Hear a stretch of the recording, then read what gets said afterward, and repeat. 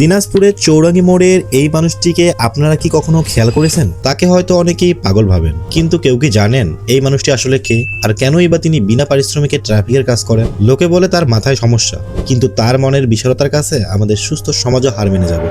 High, আমি নয়ন। আজ আমি কালাম ভাইয়ের গল্প শোনাবো। ঘটনাটা আজ থেকে প্রায় 20 বছর আগের। তার পুরো নাম আবুল কালাম আজাদ, লোকে তাকে চেনে কালাম ভাই নামে। এই মানুষটার সব ছিল। ভাই ছিলেন দিনাজপুরের ক্ষমতাধর একজন পুলিশ অফিসার, নিজের ছিল 3টা রিক্সা গ্যারেজ। অভাব কি সেটা তিনি হয়তো জানতেনই না। তার নিজেরও স্বপ্ন ছিল তিনিও হয়তো পুলিশ অফিসার হবেন, মানুষের সেবা করবেন। কিন্তু নিয়তি বড়ই নিষ্ঠুর। এই চৌরঙ্গি সিনেমা হলের কাছেই হঠাৎ একদিন